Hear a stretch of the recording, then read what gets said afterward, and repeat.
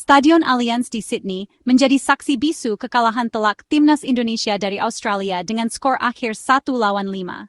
Gol semata wayang Indonesia dicetak oleh Ole Romeni di babak kedua.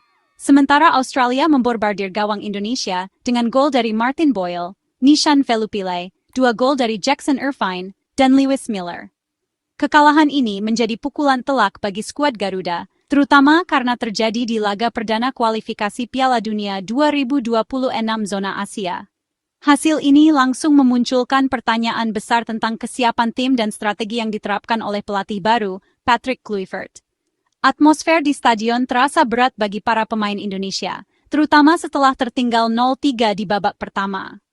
Meskipun Ole Romeni berhasil mencetak gol di babak kedua, gol tersebut tidak mampu mengangkat moral tim yang sudah terpuruk. Kekalahan ini menjadi awal yang sulit bagi perjalanan Indonesia di kualifikasi Piala Dunia 2026. Evaluasi menyeluruh dan pembenahan di segala lini mutlak dilakukan agar Indonesia dapat bersaing di laga-laga selanjutnya. Kekecewaan publik sepak bola Indonesia atas kekalahan telak dari Australia tumpah ruah di media sosial. Tagar Henner Kluivert out bertengger di puncak trending topik Twitter, menjadi bukti nyata kekecewaan dan kemarahan supporter. Beragam komentar pedas dilontarkan netizen, mulai dari kritik terhadap strategi yang dianggap terlalu ofensif, pemilihan pemain yang dipertanyakan, hingga seruan agar Kluivert segera dipecat. Baru pertandingan pertama, tapi mainnya sudah kayak gini. Ganti pelatih sekarang.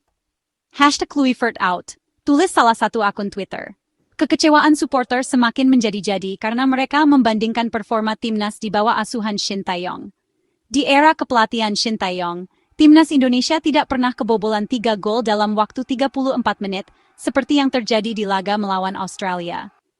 Tagar Kluivert out menjadi alarm peringatan bagi Kluivert dan PSSI. Dukungan dan kepercayaan supporter adalah modal penting bagi timnas. Kegagalan untuk menunjukkan perkembangan positif di laga-laga selanjutnya hanya akan semakin memperkeruh suasana dan berpotensi mengganggu fokus tim. Strategi high pressing yang diterapkan Patrick Kluivert di laga melawan Australia menjadi bumerang. Alih-alih merepotkan lawan, taktik ini justru membuka celah lebar di lini pertahanan Indonesia. Para pemain Australia, dengan kualitas individu dan organisasi permainan yang lebih baik, dengan mudah melewati pressing ketat Indonesia dan menciptakan peluang demi peluang. Terbukti, 3 gol Australia di babak pertama semuanya berawal dari kesalahan antisipasi dan koordinasi lini belakang Indonesia saat menghadapi pressing ketat Australia.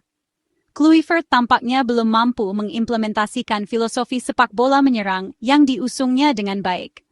Para pemain Indonesia terlihat canggung dan tidak padu dalam menerapkan skema permainan yang diinginkan Kluivert. Pemilihan starting 11 yang memunculkan beberapa nama mengejutkan juga menuai kritik. Beberapa pemain yang tampil apik di era Shin Tae-yong justru dicadangkan, sementara pemain yang minim jam terbang justru diturunkan sejak menit awal.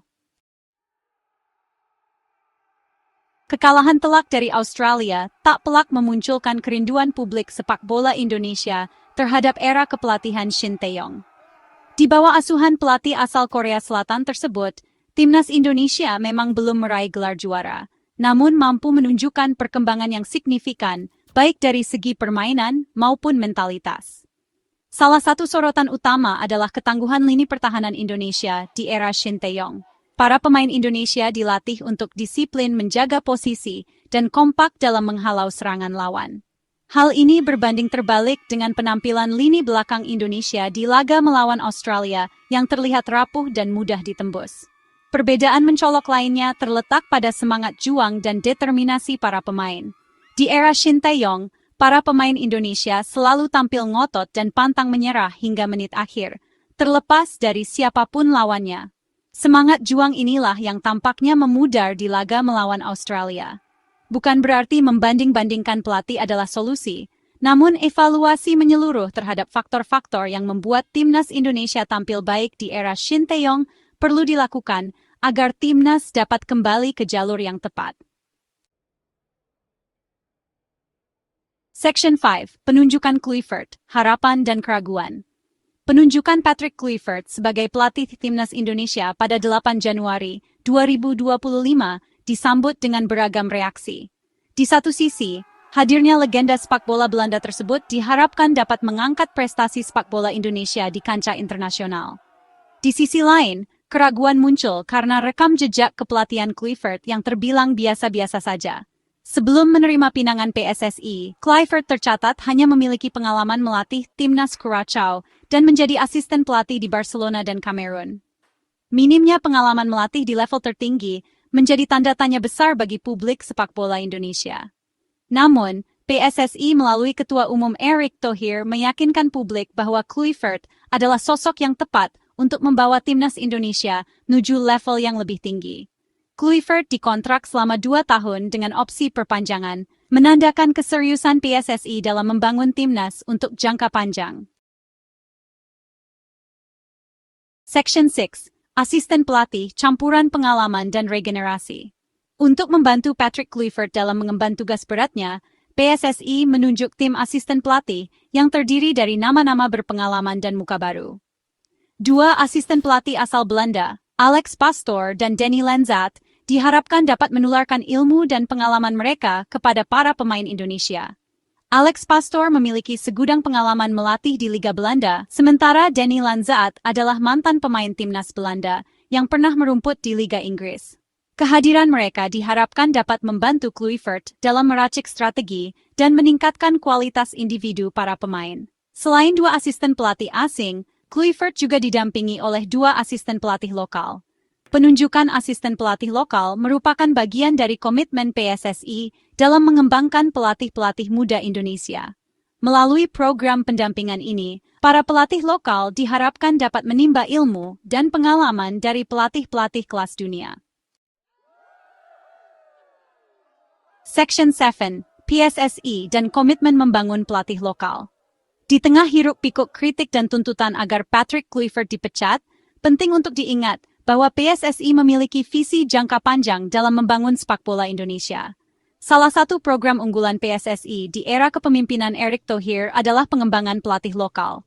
PSSI menyadari bahwa hadirnya pelatih asing saja tidak cukup untuk memajukan sepak bola Indonesia. Dibutuhkan regenerasi dan peningkatan kualitas pelatih lokal agar sepak bola Indonesia dapat maju dan berkembang secara mandiri. Melalui program pendampingan dengan pelatih asing di timnas, PSSI memberikan kesempatan emas bagi para pelatih lokal untuk belajar dan mengasah kemampuan. Program ini diharapkan dapat melahirkan pelatih-pelatih lokal berkualitas yang siap menahkodai timnas Indonesia di masa depan. Komitmen PSSI dalam membangun pelatih lokal patut diapresiasi. PSI tidak hanya fokus pada hasil instan, namun juga membangun fondasi yang kuat untuk kemajuan sepak bola Indonesia dalam jangka panjang.